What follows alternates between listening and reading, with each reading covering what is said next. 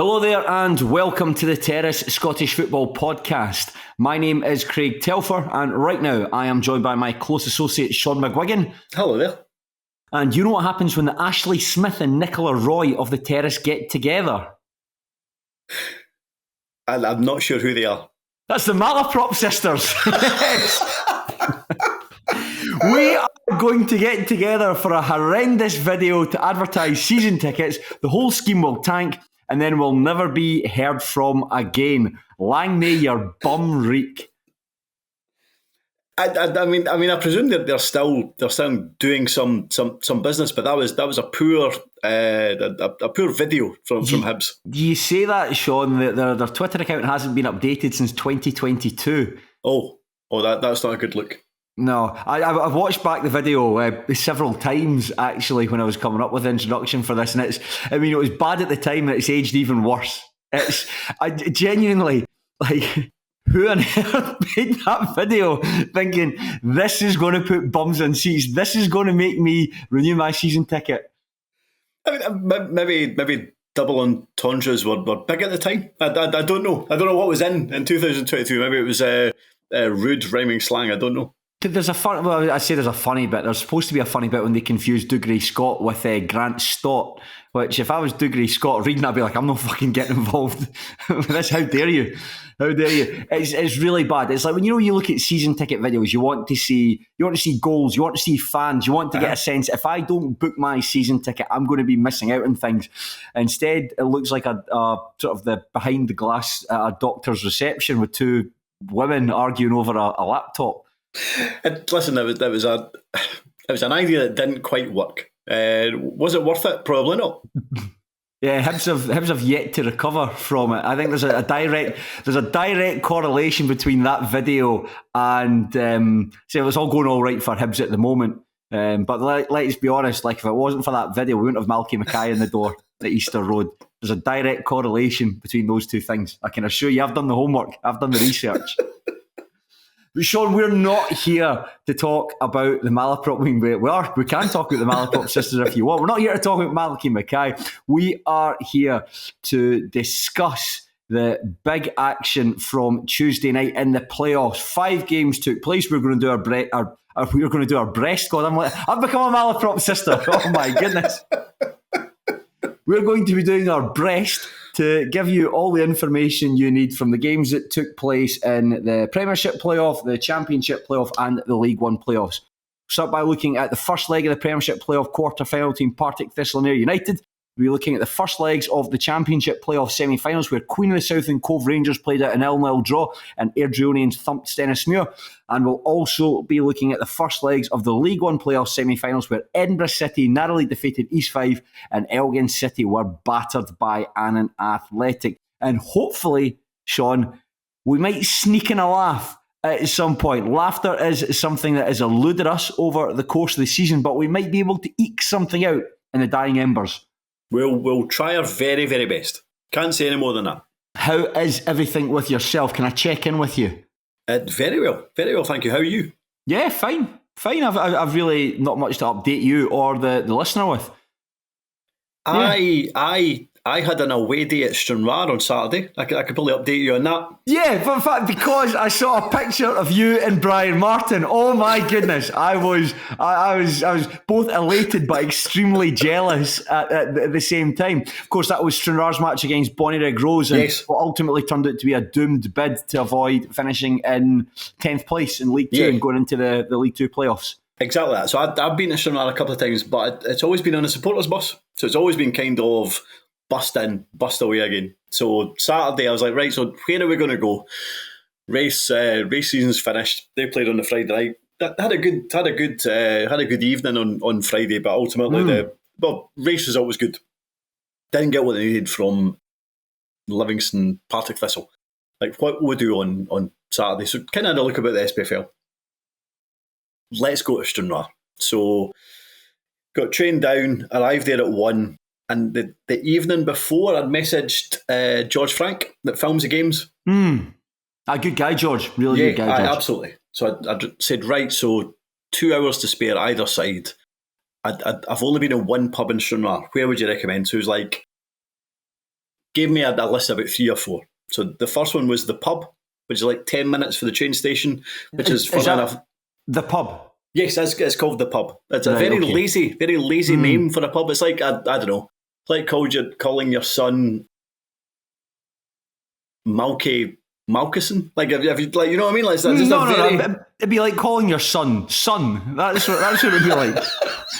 But you know what I mean? Like, if you've got like a surname and then calling your son or daughter very similar to what your surname is, it just felt very lazy. Regardless, it was the one pub in Stranraer I have been in. So, but it's 10 minutes from the train station. So as we're we're up there, turn right, and that's us there.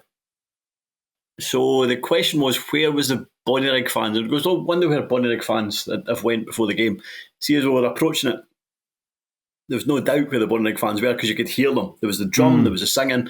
Got to the pub, and it was just like a kind of Bonnyrigg party. Like, it was really, really good. The kind of singing, there was dancing. It was class. It was absolutely bouncing. But we had also been told that Brian Martin drinks in the pavilion. Now, the pavilion is essentially the kind of social club. That was how I kind of took it all in, I suppose. And that's right at Stair Park. So met Amy Canavan at the pub, blethered away at her. But got to so that was like maybe just after 1, and then just after 2, I was like, right, listen, let's wrap this up. I would love to meet Brian Martin. So left there just after 2, got to the pavilion. And have you been in it before? I think so. It very much felt like the wee bar. I have been in there. I have been. It is quite tight, isn't it? Yeah, but really good. Everybody knows everybody else. So walked in, was looking to see if I could maybe get a chair because, like, as you can imagine, the room was at a premium. There's Brian Martin. He was like, "Hi there, how you doing?" Tremendous. But he was getting ready to start his commentary. So of course, blared him for about a couple of minutes. Got picture taken. I was absolutely starstruck. Loved it. Had a drink in the pavilion. Watched the game. First half wasn't very good. Second half was much better. Bonnyrigg got a positive result, but didn't get it from the kind of Forster and Albion game. So they finished as Club 42. Had been recommended, also from George Frank. It's called the Fitba Bar. Okay. Which is in the middle of town, but ultimately similar, like a football pub, I suppose. Again, like a social club, but away from the stadium. So I headed there. So sitting at a table, at this point it's whatever it is, 20 to 6, something like that. The train back up the road was at just after 7. So people were coming in, and they were probably more well-dressed than you would expect from people that are going to the Fitba Bar. I don't mean that like disrespectfully.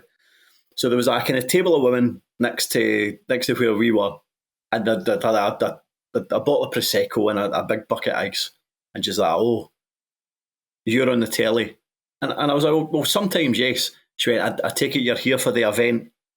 I was like, no, I was just down for the game today and now having a drink. Oh, I thought you were maybe here to dish out the trophies. I was like, what trophies? She goes, well, it's a Player of the Year dance. I was like, no. Stranraer's Player of the Year night. Yes, amazing. I'm really sorry because I'm not here for the Player of the Year dance. But what made it funny was when Bonnyrigg scored, there was a couple of guys running the park, and they knocked over an advertising hoarding. So eventually that was kind of led away by the stewards. But I'd said to the woman that said to me, "Why are you here?" Blah blah blah. I'd said, "Oh," I goes, "Were you at the game today?" "Yeah, I was at the game." "What did you make of it?" She went, "Oh, that was quite frustrating." She goes, I was a wee bit annoyed though. She goes, because the advertising horn that got knocked over is that's my company. She goes, so I really hope that's been put away for safekeeping. Well, I was like, well, they let it away, so I think it's absolutely fine. So anyway, had a drink there, one more drink in the pub because it was right next to the train station, and then got the train up the road. And there was one more thing that I thought was quite coincidental, I suppose. Do you remember? And what I can't place is whether we just discussed it on the podcast or discussed it on the TV show. And it was was it Chris Aiken's first game maybe in charge at Stranraer, and they went to Edinburgh, certainly one of his early games, and they scored a goal in the last minute. Yeah, and there's the boy in the gilet that ran on the pitch. Is it Polo Patterson or something? Yes. So we'd discussed the fact that there was a couple of, I suppose, middle-aged men in gilets that had Bad dads. done it. Yes. Turns out that they stay in Glasgow. So they were on the same They were on the same train back up the road. They were like, you and Telfer were slagging off our gilets. I was like, well, I don't think that's necessarily the case. They were on the same train back up the road. Sorry, I want to show you that was the case in my part. Aye, you shouldn't be wearing gilets. So we got them back up the road, but like their sons were in their company as well. And what I thought was quite funny was, like, he was maybe 15, 16. And he's sitting next to me, and he went, so I take it the BBC paid you to go down today. And I goes, why would the BBC pay for me to go down today? He goes, well, surely you didn't go down to Stranraer versus Bonnerig of your, like, you didn't just do that off your own back.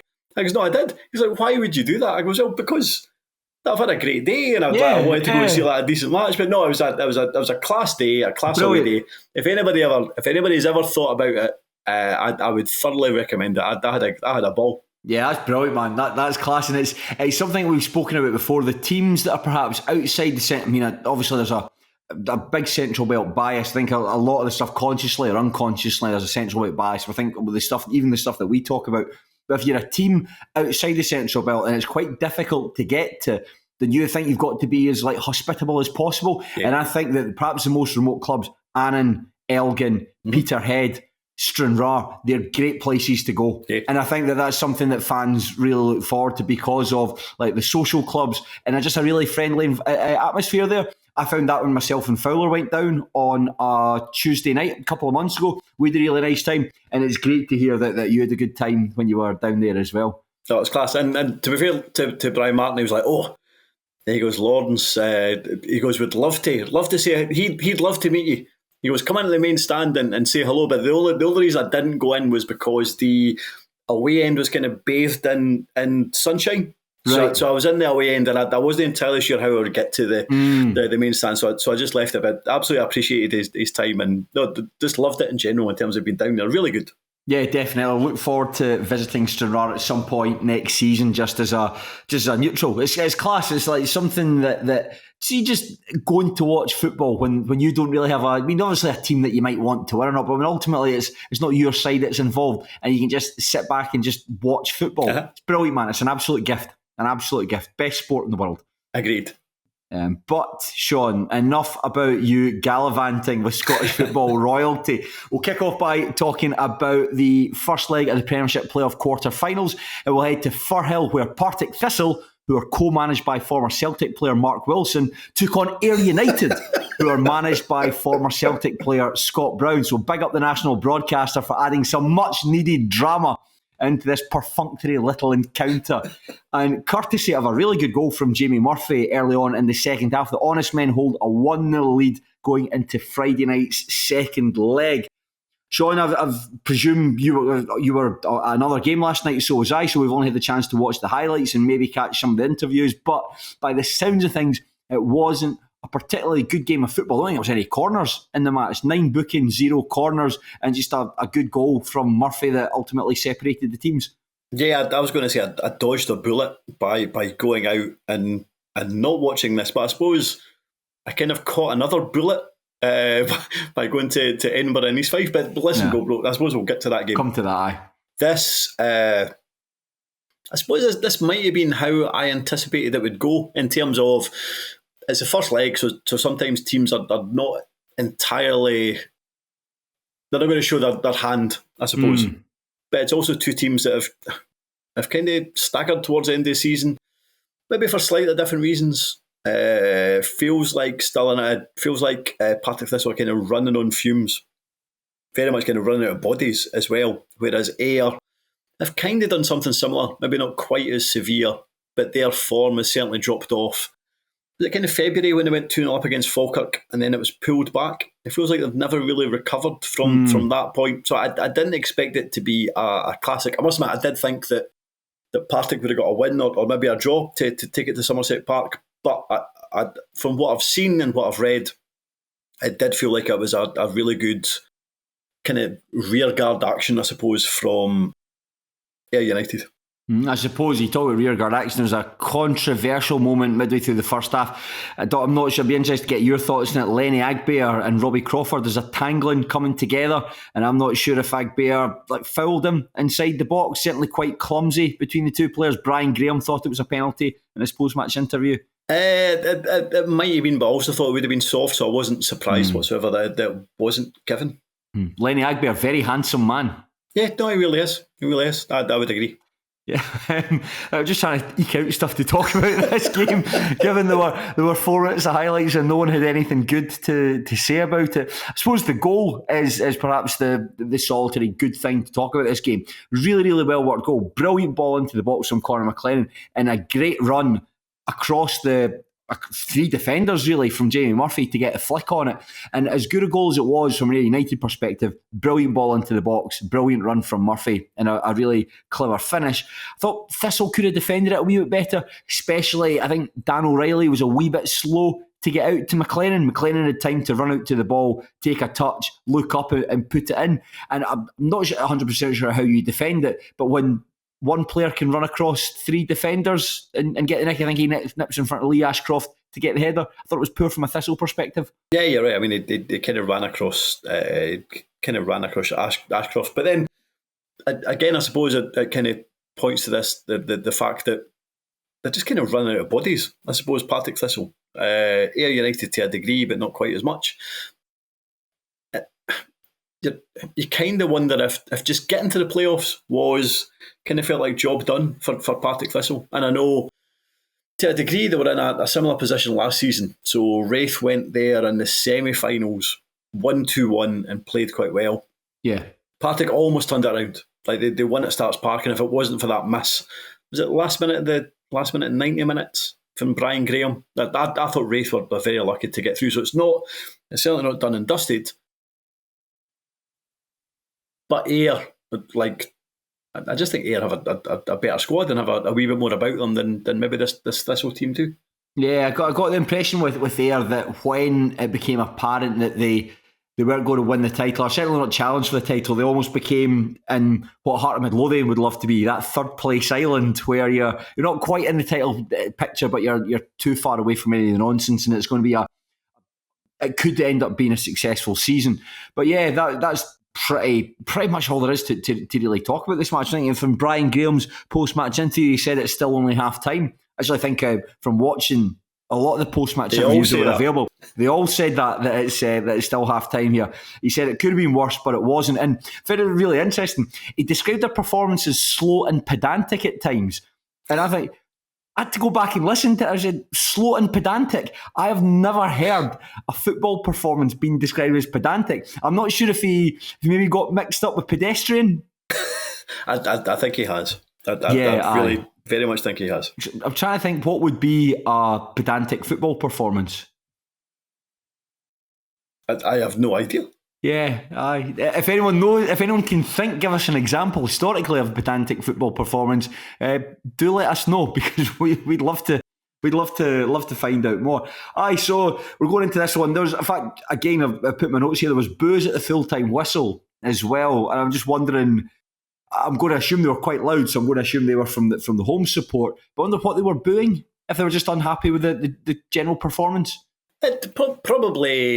Probably frustration, and maybe we'll obviously come to it, but I suppose when you qualify for the playoffs on Friday, you're kind of on a high, and as much as maybe there was a number of Partick Thistle fans that didn't expect to get to playoffs because of, I suppose, the 2 fixtures that were left, and on Friday the fixture that was left against Livingston, and the fact that Raith were playing against Queen's Park. But even though you're elated at the fact that you've qualified for the playoffs, you still want to do yourself justice when you get there.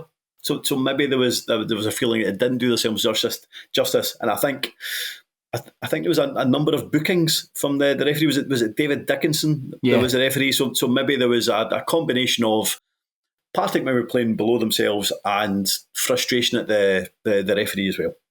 Will you be watching the second leg on Friday night? Yes, I will. How are you calling it? I actually think Ayr will, unless there's an early goal for Partick Thistle that gives them something to cling to, and something to hold on to, then I think Ayr might hold on to this lead reasonably comfortably and probably extend it. Yeah, I would fancy Ayr United for it as well. We'll move on to the Championship playoffs, the semi-final first leg, and we'll start with a game which, unfortunately, I didn't see any highlights for unless they dropped between me finishing up early in the afternoon and jumping on with this podcast. We're going to head to Palmerston for a goalless draw between Queen of the South and Cove Rangers, and I'm not sure what to say about this one, given that going by what was written on Pie and Bovril about it, I think it was quite an open game and both teams were having a go at one another, but just there was no composure in front of goal, not much goal-mouth action. I don't think there was any highlights that I've seen as of we speak. I've seen an interview with Paul Hartley. Yep. I've seen an interview with Grinning Pete. Oh. They both seem reasonably happy with their evening's work. You say that Grinning Pete they could have lost his match 7-0 and he'd have still pitched up there in front of Sandra with that big grimace on his face. To be fair, the post-match interview for Queen of the South was 2.5 minutes long. I thought, oh my goodness, it's very unusual. It's interesting. Murphy normally gets asked like different versions of the same question and still has that rictus grin in his face, but he did well to get out of there after 2.5 minutes. But yeah, they both, I think both managers seem to be quite happy with the team's performance. Murphy thought it was a good game, thought it was quite open but cagey at the same time, while Hartley thought it was a really good away performance, happy with the shape, organisation and commitment, and said he's anticipating a shootout in the return leg. Surely, though, like as much as we've said that both managers would be happy, considering Queen of South's away record this season, and I know it's improved. I know it's improved recently. You would imagine that Hartley would be far and away the happier of the two. And I must admit, going into this, I wonder if anybody could give a challenge to Airdrie, it would be Queen of South. But after that first leg result, I'm now starting to wonder if that will be the case. No, we'll discuss them very shortly. Airdrie will win the playoffs comfortably. Airdrie will be staying in the Championship next season, barring some act of God. That's I'm going to like something like I seen out the Dark Knight Rises when the Excelsior pitch just crumbles away and the entire Airdrie team fall into it. Unless that happens, I think Airdrie are going to win the playoffs. But I think one of the things to mention here is felt like a missed opportunity for Queens, because I was trying to find something about the match that I could talk about. I was looking at the previous meetings between the sides earlier in the season. Queens had won both home fixtures. Cove had won both their home fixtures. So it feels like for Queens not to win this, it does feel like a missed opportunity. However, Fraser Fivey is likely to miss out. He was withdrawn about 43 minutes, I think it was. And I'd read he'd gone down, I think about 3 or 4 times in the first half before he was taken off. And I think it sounded like a gamble playing him. And it's a gamble that's backfired because he might not be available for the second leg, which is a huge loss. Fivey is, I think, one of the best central midfielders in the lower leagues, and he'll be a big absence. Yeah, and you can understand why they took the gamble, because he probably elevates that Cove team from a kind of decent team to a good team in terms of League One standards. Yeah. So you can understand why they maybe took the risk. However, if he is missing from the second leg and ultimately potentially the final, if they get there, then they probably do regress as a side. So interested to see if he can make it at the weekend. How are you going to call this second leg, Shaughan? I think Cove will sneak through. I think Queens will sneak through. I just think Queens are coming into this in a crest of a wave, and I know that Cove have ultimately had a good season to finish in second place. I think that's perhaps a position where was perhaps they've overachieved in some people's eyes given there. I just think Queens are in good form at the moment. I think in Kai Kennedy and Liam Smith that you've got two quite exciting players there that can do things that other people in the team can't. And if they just show a bit more composure in front of goal, going by the comments and going by the manager's interviews, then I would fancy Queens to win this one. Listen, I hope you're right, but I still fancy Cove for the second leg. Well, the second of the Championship playoffs took place at Oakville View, where Stenhousemuir welcomed Airdrieonians, and the Diamonds very much have one foot in the finals after a comfortable 3-1 win. A sensational double from Lewis McGrattan and a lovely strike from Chris Mockery put the Diamonds in front. But Matty Aitken did score a late penalty, and it's added a degree of jeopardy going into this second leg. Shaughan, I was there. You feel free to ask me anything you like about this game. How did you feel going into this one? Because I know, like, I think we've discussed maybe teams that you would want to play, like the teams that maybe you would want to finish ninth, I suppose. And I think we'd maybe discuss Queen's Park, for example. How was your confidence levels going at this one? Prior to Hamilton's points deduction, I thought if whoever plays Queen's Park will get relegated. I think I said that a number of times in this podcast and in a view from the terrace. Queen's Park, pound for pound, I think are the worst team in Scotland at the moment. And I think anyone who would have played them, there'll be a massive sigh of relief that Hamilton's points deduction has elevated them up the table and away from danger. So when it was Airdrieonians, I thought, that's not great. I had seen them play Queen's Park when they beat them 5-0. It was so impressed them. And yeah, Queen's Park were really, really bad. But Airdrieonians, once they got into their groove, they're a really, really, really slick side. And so I thought, of all the teams to play, I would think of all the playoff games that are taking place, this is probably the biggest mismatch between the sides, between Stenhousemuir and Airdrieonians, just in terms of where Stenny are and where Airdrie are. And I thought that it'll take a bit of luck to get into, hey, maybe Airdrie, they're not coming into this game in great form. I know Stenhousemuir kind of snuck into the playoffs there on the final day, but Airdrie aren't really scoring goals. But fucking hell, man, there was a chasm, an absolute chasm between the two teams. So in terms of the highlights, I watched Airdrie's highlights of like kind of 10 or 11 minutes long. It looked like there was a chance for Matty Aitken, maybe with a header, before Airdrie eventually opened the scoring. But even before that, like they had 2 or 3 like really, really decent chances, and that seemed to be the kind of story of the match right the way through until ultimately Stenny got the penalty last minute. It looked like it was just a one-way procession, I suppose. You ever seen a movie where, like, it's a sports movie where the kind of the good guys come up and they're up against this team and they're quite dismissive of them, but then they see someone do a move and they're like, fuck, these guys are really good. Like something like the Mighty Ducks or something like that. Right at the start of the game, there's a move. I think it's Lewis McGrattan plays a pass into Chris Mockery. And Mockery's control is perfect, right? This is right at the start of the move where he takes the ball around Jameson and his shot just goes past the post, goes across the face of the goal and past the post.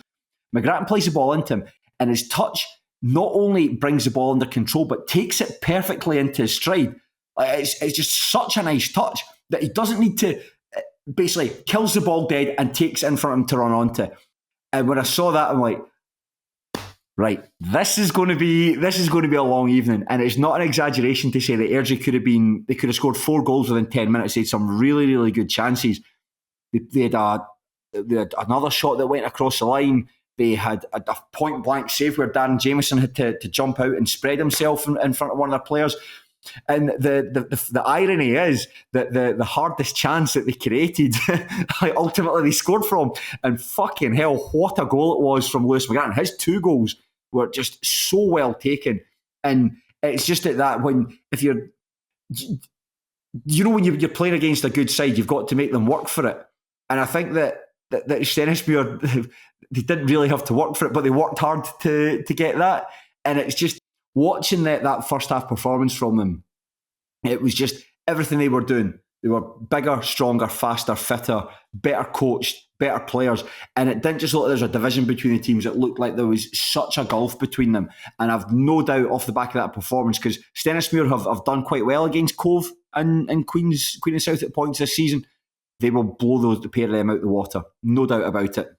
It is that, and I'm not saying it would have made a difference, but am I right in saying that Stenny had a number of players out, missing, that would they have made a difference whatsoever? I don't think so. I think that in the middle of the park, and I thought he actually had a decent game in the circumstances, but Mikey Anderson is trying to hold the midfield together. It's got Nat Wedderburn and Blair Alston in it, and both players have got their uses, but when it comes to a team of guys who are in their early 20s, like, all over the place on top of you, it looked like Airdrie might have had 2 extra players on the pitch. Hopefully they did, and they can get chucked out of the competition. that would be brilliant. But it's when that is just like they just bamboozled. And I think the players missing, Sam Fisher left the match against Dumbarton with a boot on. Kinley Billams suspended. You could have, Kai Jacobs was a bit of a miss. Ross Taylor might have done something, but I don't think it would have made much of a difference. Airdrie were just so much better than them. And and you're right in terms of McGrattan's finishes, both goals. It was interesting. He said he thought he sliced the first one. I mean, maybe he did, but the first one was exceptional. The second one, my goodness, incredible. Yeah. The second one as well was just, it looked effortless. That's how you describe both those goals, effortless. I'm not sure which was the best one out of the two of them. They were both, just watching them and just like, it's that way where you're the guys you're in the stand with, you just turn and go, and you're just like, that's a fucking great goal. That's what Mockery's goal as well was brilliant. A really nice finish. Good work from Ben Wilson in a good game as well. Just a really nice finish. And I would say that other than the penalty at the end, I think it was as close to as flawless a performance I've seen from a team this season. And what was so good about Airdrie's performance is their ability to... I think it's a criticism of maybe Airdrie and over the course of the season where, McCabe's only got one way of playing. They can only really...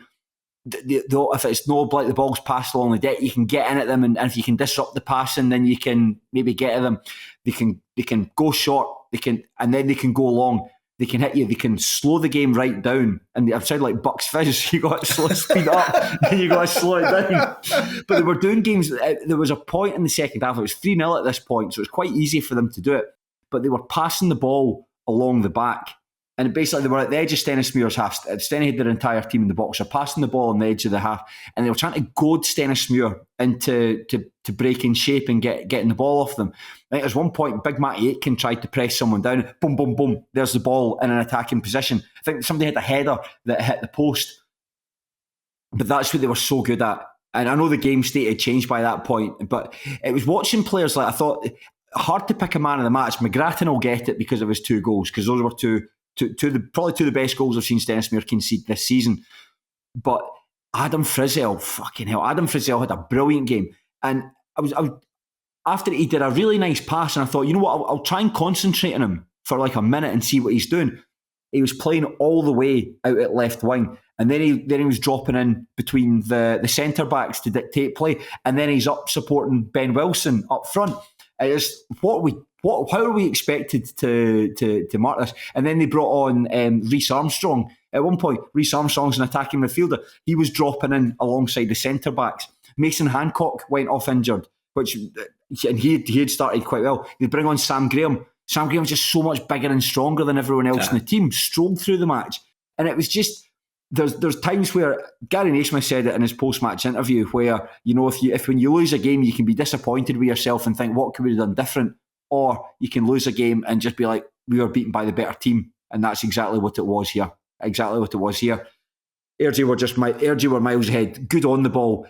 They won they won pretty much every first ball, all the second balls. And there were times when Stenhousemuir did try to play a bit of football. I think they tried to hit Matty Aitken a couple of times.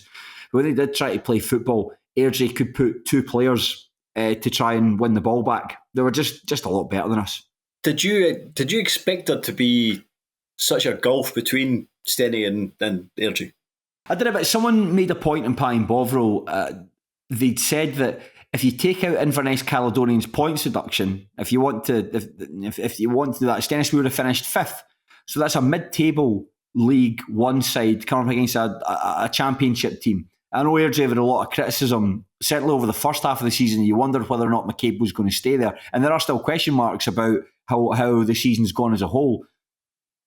But given how good Airdrie have been, certainly since about mid-January, I know their form's been a wee bit wobbly there. I thought it was going to be a really, really hard game. But seeing it, just blown away. And the goal, the funny thing is... Stenny could still maybe take something from this. Like I say, you would need to see something pretty impressive from them. But I can see on Saturday, Airdrie will score within the first 10 minutes. I think that's what Rhys McCabe will say to them. Be aggressive, get right in their faces, get an early goal. And I can see them maybe scoring twice in the first 20 minutes. And then the game just being a bit straightforward. It's a game I was contemplating whether or not to go along from it, because like for the best one in the world, I can't see Stenny coming back into it. But I want to give my thanks to the players and the management for the season, because when I'd lost faith a wee bit over the past couple of months, but on Saturday after beating Dumbarton, that was me sucked right back into it. I was like, I love this. This is brilliant. I should never ever write off this team. And the fact to be even in the top four, don't want to be like a competition where you still have to give it a go when you're there. You should never just be like, oh, that's us there, fair play. Although we got being beaten 9-1 in aggregate, that's okay. You don't want to do that. I'm still really grateful for this team. The past 2 years have been the best I've ever had watching Stenhousemuir, and I would thought we'd have taken 8th place. I'd have taken 8th place at the start of the season. So the fact that we're here and we've got a very, very slight chance of doing something from it, it's amazing. No, right, you've had a sensational season. It was interesting, actually. So the Lewis McGrattan interview that I listened to and Rhys McCabe, and I know it was just like, I suppose, recency bias because the Stenny goal came so late, and to be fair, like the dominance had been such from Airdrie. But I thought the interviews were slightly negative in terms of they kind of focus on the fact that Stenny had scored that goal in the last minute. But like, regardless, does that give you any kind of positives? Not really. The only positives in the game, there's a couple of players. I mentioned Mikey Anderson doing well. Darren Jameson pulled off some really good saves. And I've got to give credit to Kelsey Ewan, who was playing at right back. He's probably been Stenhousemuir's best performer over the past couple of months. And he's a player I'd definitely like to see us keep on for next season, because I think he can kick on even further. He won the penalty and he's just super fit. I mean, you think he's a personal trainer outside of football. I saw a picture of him. Listen, if football doesn't work out for him, gay pornography certainly will, because he is in phenomenal shape.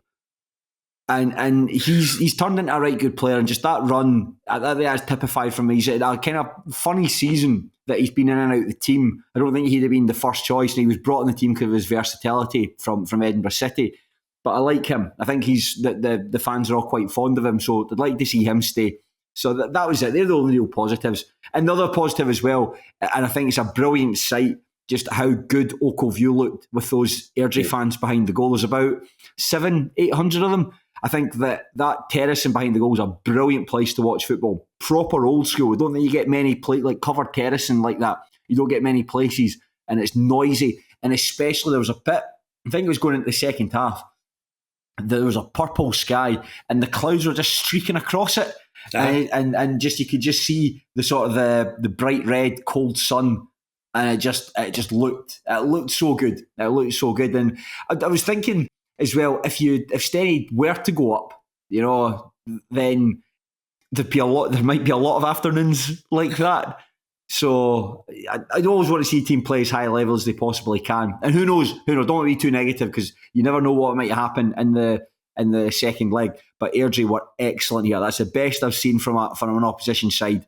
And I think that you're right about the negative, because it's that penalty right then probably takes the shine off it a wee bit. But if they had their shooting boots on, they could have. If it had been 5-0 at half time, I don't think anyone would have complained, because they were excellent. Yeah, agreed. I mean, good luck to you on Saturday, but there did look like there was quite a chasm between both teams. Yeah. Now we'll drop into the League One playoffs, the semi-final first legs, and Shaughan, we'll go to the match that you mentioned you were at. Edinburgh City 1, East 5-0. At Meadowbank, Malik Zaid scored midway through the second half to give the Citizens a narrow lead going into the second leg. I heard you fell over a fence. No, that's not quite true. So basically, so what happened was I'd met Joe beforehand. He had a ticket.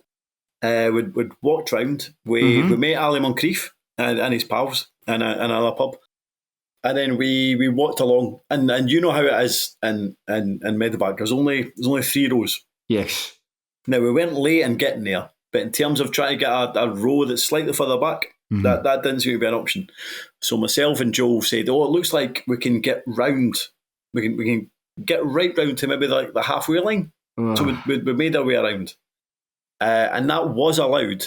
However, the steward didn't have a key to allow you to open the gate, so we couldn't get through the gate. Now, Joel is, I mean, you've seen him. He is an absolute athlete, so he just kind of hurdled it in one kind of single bound. I have never been particularly good at kind of clambering or climbing, even when I was young.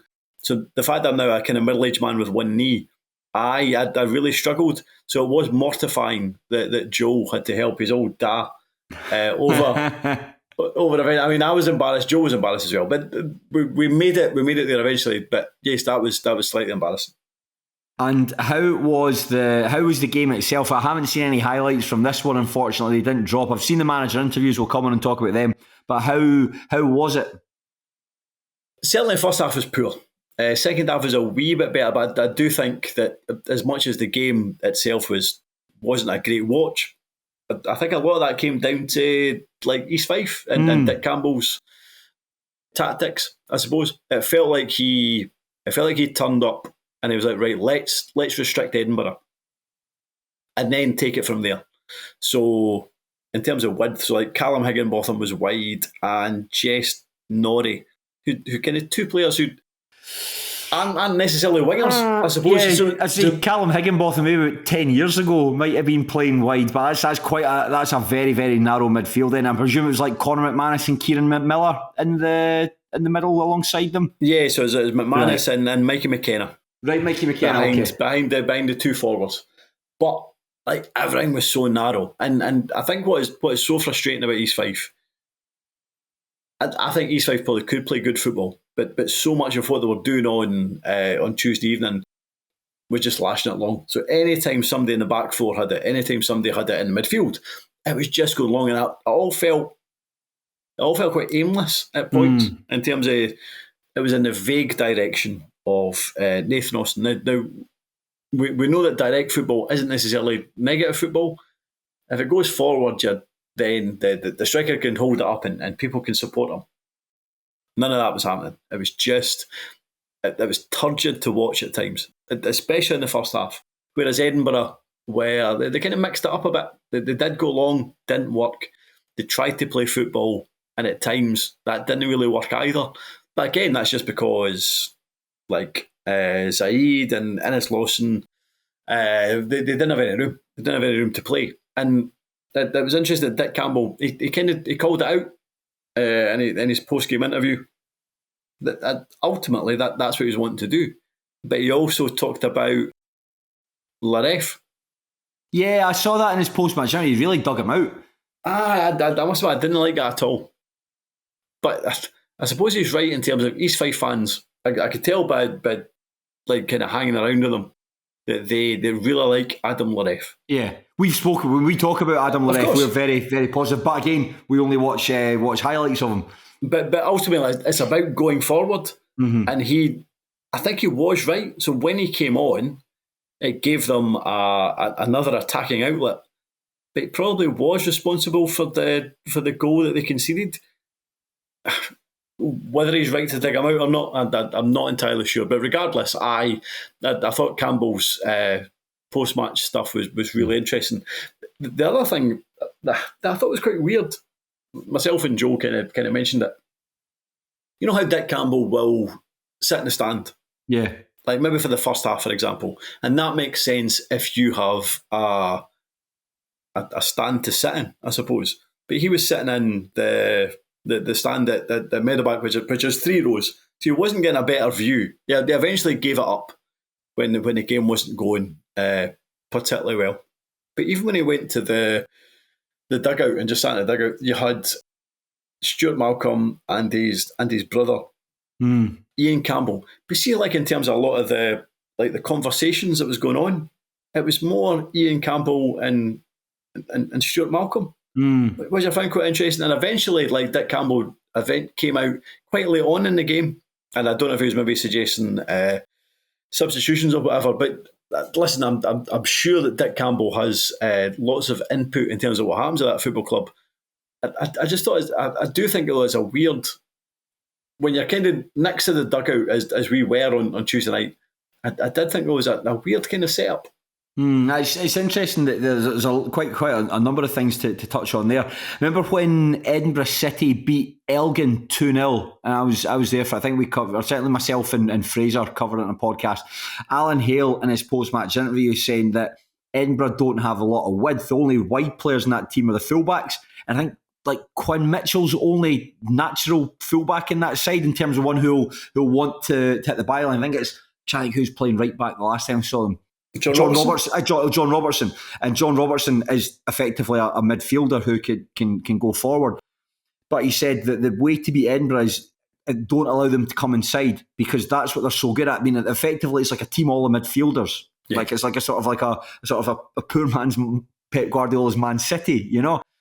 And that's probably what Campbell's thinking was behind that, is just trying to pack the middle of the park, don't let them, or try to be as disruptive as possible, take a 0-0, and then head up the road and try to beat them on Saturday.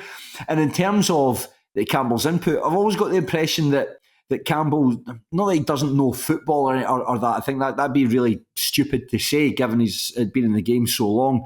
But I think he's more vibes and sort of like a leader of men rather than like a master tactician or stuff like that. So that's probably why he does like what's the word I'm looking for? Not devolve. Just be a handover, or certainly puts a lot of faith in his brother and his coaching staff to help him with on-field decisions.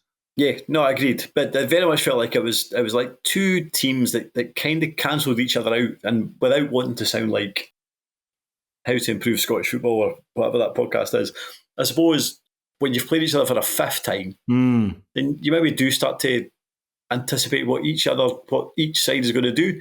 And I do think that Edinburgh, in terms of centre-halves, Eden Lynch, for example, I thought they stood up to what East Fife were doing. I thought they dealt with that very well. And ultimately, as much as I don't think I'm having a dig at Dick Campbell, but in terms of the East Fife's tactics, as much as it wasn't good to watch, in terms of dealing with Edinburgh, I thought it kind of worked to a degree, albeit it was a pretty good finish for the goal. And in terms of what you're watching, I was kind of glad that Edinburgh got the goal, because of the two sides, they were the only team that was trying to play football. How was Michael Mackin when you were close by to him? I wasn't. I was. Oh, sorry, beg your pardon. I was closer to Dick Campbell than I was. I was to the left of the away dugout. Right. I wasn't as close as I would want to be for Michael Mackin, but regardless, they still look great. Yeah, it's. I watched the post-match interviews one after the other. I watched Michael Mackin's first, and then the Dick Campbell's one, and it's like Michael Mackin that cool. It's like Day of the Jackal, and then watching Dick Campbell's like an Uncle Buck, like a John Candy movie. What was Zaid's goal like? Class. It was kind of brought back from it was kind of cut back to the right hand side, and just that kind of first time finish. Really good into the corner past Liam McFarlane. Really, really good goal. Yeah, I can imagine that's one of the things about Zaid is I'm going to assume in that match as well, a number of times he will get the ball with his back to goal and just like do the 180 degree turn, and that's what he wants to do, just carry the ball forward. And I think that's the other thing, that you pack the middle of the park, you stop him from being able to dribble with it, and that's another way of negating how Edinburgh like to play. Yeah, and I suppose it's like really quite interesting on Saturday, because like East Fife have to go for it, and they'll probably play. I would imagine Dick Campbell will change his team to be more attacking, but that might play into Edinburgh's hands, because suddenly the guys in the middle of the park have a wee bit more room to play with. So I think it could be a really good game. Admittedly, I said that to Joe last night, that it might be a very good game. That wasn't the case, but nevertheless, maybe Saturday might be. Just on that, not to circle back there, but Dick Campbell's criticism of the ref there, I'm sure when he was there, Arbroath manager, he would dig out Bobby Lynn for times where he said he was talking to he said something in his post-match interview, and actually you just there, it reminded me of stuff where when Bobby Lynn was benched, fans would be like, we want to see Bobby, get Bobby on the park. And didn't Campbell mentioned it about the fans getting on at him for not playing Bobby Lynn, and it's a wee bit echoes of that there, where he's complaining about fans getting on him about Adam Laref. He said something like, oh, they all love him when he's going forward, but it was his fault going the other way for it. A bit of similarities between the two. Yes, but it probably was Laref's fault. I'd have to go back and watch the goal again. But regardless, I think it's a strange thing for a manager to say. Yeah, no, so like Laref. Anytime the times we watch him on these the highlights package, and the times where I was thinking we've been to see him in real life, I think he's a really positive player. Yeah. He always tries to make something happen, and that's unfortunately you've got guys that want to be on the ball, like risk takers. They are going to give it away, and I think that when you get dug out like that, that's maybe going to inhibit you. But that's. Games finally balanced then, Shaughan. Who are you seeing who's going to win the second leg? I think Edinburgh will sneak through. I think Edinburgh will do it as well. I think I remember thinking at the time, East Fife will still be gutted about not having won the league. But I suppose that happened on the penultimate match of the season. You've got a whole week to get it out of your system. You've got the training on Tuesday. The manager can get everyone and say, listen, guys, disappointment, let's go again. And then Thursday, you've got a chance to build back up for it. You've got the game on the Saturday, and then you're into it again on the Tuesday. So it wasn't like it was the final day of the season. It had a wee bit of a gap, but I think it's really finally poised. And if East Fife want to go for it, which they'll have to do, that plays into Edinburgh's hands because they are such an attacking side. They'll relish that extra. If there's an extra wee bit of space that opens up, I can assure you one of those players will be able to take full advantage of it. So hopefully Edinburgh can do the business. I'd love to see Stenhousemuir versus Edinburgh next season. I think that'll be such an interesting game. But anyway, that's something for me to look forward to. But we'll come on, Shaughan, and talk about a final game. And this features 6 goals, one of the most ludicrous halves of football all season.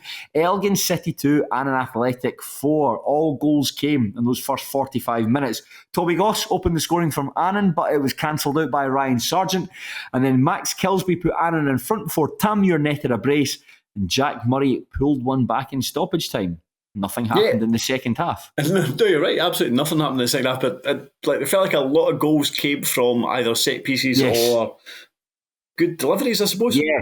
I was invited on to the BBC Sports Scotland's daily podcast on Tuesday morning. I was on with Rory Loy, and they were going through the games, and they asked Rory about the Annan Elgin game, and I felt a bit bad for him because it was a bit of a hospital pass having to ask someone about two of the perhaps most least covered sides, perhaps the least well known teams in the SPFL. But one of the things, in a rare instance of me getting something right, I said the return of Tommy Goss is going to be absolutely huge for this. He's missed most of the season, but he's been back in recent weeks. I think he'll have a big say in this, and ultimately, I was proven right there because he opened the scoring, and it was a really nice bounced pass for Tammuir's second goal, I think it was. But you're right. It was, if you've got someone there like Tommy Goss can just make such a huge difference there. But with that, he's quite uncoordinated. Sometimes he doesn't know what he's doing. Sometimes he can jump a wee bit weird. But having somebody as big as that in the box, when you've got probably the best set piece taker. I'm including the championship of that. Maybe Willie Gibson. Those flat corners like an airplane taking off. You've got someone that can do that. Then it's going to lead to goals, and that's ultimately where the Annan's first two goals came from. Gibson corners and somebody getting on the end of them. So I think Goss would have made that. I'm not saying he would have necessarily lifted them from 9th to 8th. Listen, maybe he would have done. I suppose the concern would be, I think, did he go off? I went off after 37 minutes. Right, so that's a concern. So if he's... I would still expect him to get to the final, but if he is unavailable, then I suppose you're back to the Annan team that we have seen for the bulk of the league season, which is good, but not quite good enough. Yeah, I'd agree with that. He does give you that wee bit extra, but they've got. I think what we saw there was what Annan at their, certainly when in their attacking sense, like Annan at their best. Got to say, I thought that Tammuir's second goal, like the third and both Tammuir's goals were really, really well taken. I thought the second one was lovely, where really nice work down the left there between Gibson, and then just see him holding on to the ball. Smith continuing his run round to the byline, getting it knocked into him, and just that clip ball and boom, the header into the net. Really, really well taken. So Goss will be a loss. However, they do have that 2-goal advantage, and I think that it feels like from Elgin City's perspective, like a missed opportunity, because I put it into Google. It's for Annan to go up to Borough Briggs and back. You're talking more than 500 miles. Uh-huh. And it feels like if the team on a midweek is travelling that distance, you really need to take advantage of it. And they ultimately didn't. I think the tie's finally poised, actually. I don't think that Annan having a 2-goal start is insurmountable, for instance, but it felt as though that Elgin could have been closer to it had they taken advantage. We said that loads of times. It maybe touches back in the point you made right at the very start about these teams that are just a wee bit more out the way than others. You've got to make it difficult for them, and I don't think Elgin did. And Alan Hale said that in his post-match interview, just really uncharacteristic, giving away so many cheap goals. Yeah, I mean, you're right. I mean, you say that if Elgin scores first, for example, on Saturday, then maybe the game becomes a totally different scenario. However, judged by the highlights, it just felt like Annan were at a slightly different level, not the same as Airdrie and Stenny, but it still felt like there was levels between the two teams. I probably agree with you. I mean, there's a difference. You're playing in League One for a reason. You have better players. That's it. And even if you have a bad season, like Annan ultimately have done, you still have better players than Elgin. But I do think that for instance, like Jack Murray, that is a good header to make it to reduce the deficit to 2 goals before half time. I do think that changes it. And Elgin did have chances in the second half. You know, I think that Hale had mentioned they hit the post, hit the bar. They weren't in the highlights, I don't think. But Jamie Smith did make some good saves. And I think the only thing of note that we saw in the second half was Annan trying to keep the ball in the corner. I mean, Willie Gibson was quite. He said he was quite happy with how they managed the game in the second half. He's quite a dour character, I suppose, when he's getting interviewed. But regardless, it felt like a comfortable win for Annan. Not necessarily like a comfortable scoreline, but I thought over the piece that 4-2 win was very much warranted. I think you would fancy Annan for the set. Obviously, you'd fancy Annan. They're at home. They've got a 2-goal lead. But I can see Elgin scoring quite early on. I've just got a wee thing. I think Elgin will score early. I think this is quite a finely poised tie. I don't think this one's over and done with. I think Annan roared on by that woman that sits close to the camera. I think Annan will win comfortably.